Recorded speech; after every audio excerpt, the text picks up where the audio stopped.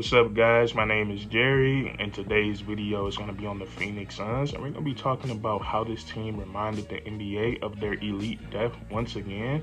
And we're going to jump right into the video. And the first thing I want to say is that the team that they're playing, the New Orleans Pelicans, this isn't your average 8th seed, despite what their record says.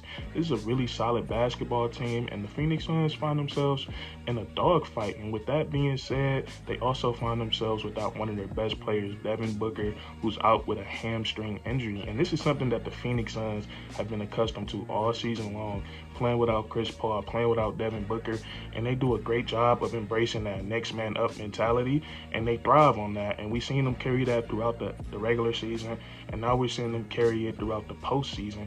And to me, what elite depth is when a star or a key player goes out, can the other guys on the team step up as a group to make up for what that hurt player is leaving as far as production? And we've seen the Phoenix Suns do that in Game 3 against the Pelicans.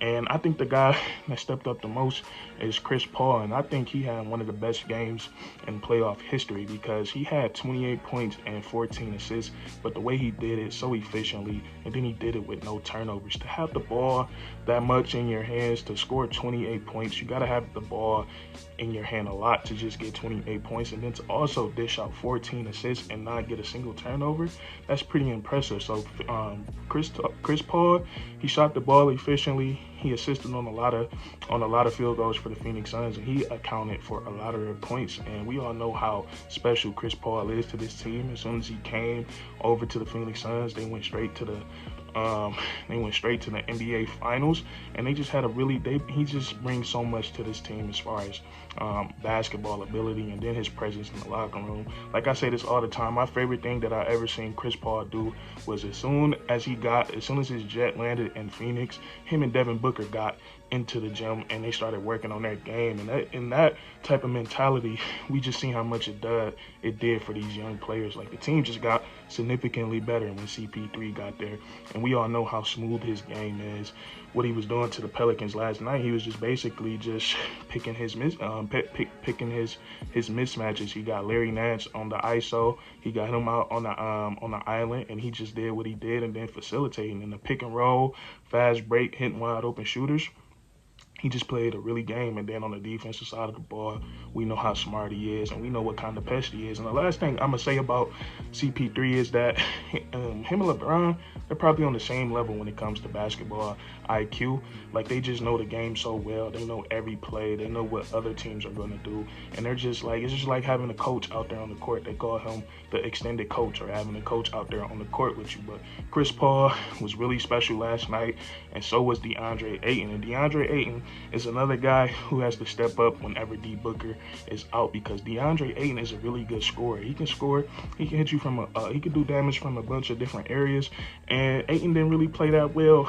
Well, I wouldn't say that well, but he didn't play to the best of his ability those first two games. But Game 3, he came out, he heard all the chattering, and he played a really great game, getting 28 points and 17 rebounds, and he only played 34 minutes, which is that's not really that high for playoff basketball, but he did a lot of damage in a little amount of time, and he was efficient while doing it. And you gotta love DeAndre Ayton's game, and you gotta love the way he's playing, because he's playing for a contract right now, so he's really determined and he's out there playing hard. But what I liked about him is his aggression on the rebounds. He finally won the rebound battle against Valanciunas last night. He went out there and set the tone. But his scoring ability, his soft touch and ability to catch lobs is just very unique. And he's just a guy that's still developing. He has great back to the basket game. He has footwork. He's strong. And then not only is he good on the offensive side of the ball, he's a pretty solid defender on defense as well. He gets a lot of blocks.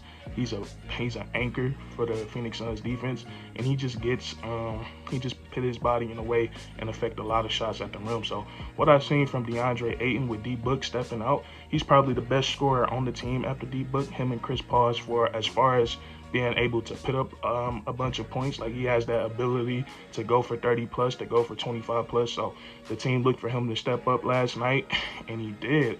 And then you get to the others, as Shaq like to call them, the others, like the actual role players on the team. Mikal Bridges picking his spots carefully, being very efficient. He poured in I think he had 14 points, but he played a really solid game. And we all know what he do on the defensive side of the ball. He was a Defensive Player of the Year candidate. He did really good he's playing really good defense this series, and he just makes guys work for their buckets. And having him out there on the offensive side of the ball, he's a great cutter, opens so much up.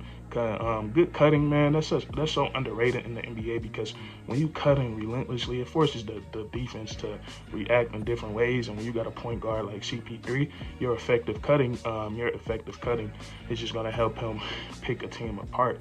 And what I like about the Phoenix Suns, now their role players didn't score a lot of points last night, but they did play solid defense, and they have a lot of great defenders out there like Jay Crowder. Jay Crowder has not been shooting three-point ball well, but that's not really his job. His job is to go out there and stop the opposing team's best player, put a lot of pressure on them when it comes to scoring the basketball, make them spend a lot of their energy. And like a lot of people don't know, man, basketball is like a game of chess. Like when you making a guy relentlessly work for his buckets, making him give it his all, that takes a lot of energy out of that player. And when it comes down to them playing defense, now they look gas because they having to expend so much energy on the offensive side of the ball. So that's really Jay Crowder's job. He's there to be an irritant. He's there to be an enforcer. He's there to dive for loose balls. He's there to get in people's heads, and he's there to play some solid defense. And we seen him do that last night. Torrey Craig is another guy that's out there that can play defense. Landry Shamet is nobody to sneeze at. And then also JaVale McGee. JaVale McGee was really big time for the Suns in Game 3 because a lot of the times he had a smaller guy on him, and he took advantage of that. He took advantage of that mismatch. He did a lot of damage in the post. And then we know how hard JaVale McGee plays when it comes to offensive rebounding, running the floor. That also opens up a lot for the offense. But the Phoenix Suns, they answered that call. I feel like it was a lot of eyes on them in that game, and everybody stepped up. And the game that Chris Paul had, really exceptional, like 28 points, 14 assists, no turnovers. Like, that's insane. But now with them winning that game, it buys D-Book a little bit more time, because now they're not down in the series, so they don't have to rush to get him back. Now they get a little bit more time, and having D-Book back, man, you gotta miss a guy like that. Like D-Book, he's probably watching him is like, watching an art. It's like watching an art farm, man. His game is so smooth.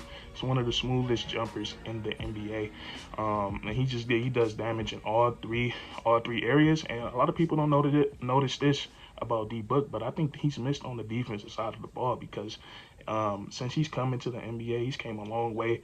He's come a long way on the defensive side of the ball. He plays some really solid defense, but now with them winning, taking a 2-1 lead on the series, it buys them a little bit more time to get that hamstring healthy.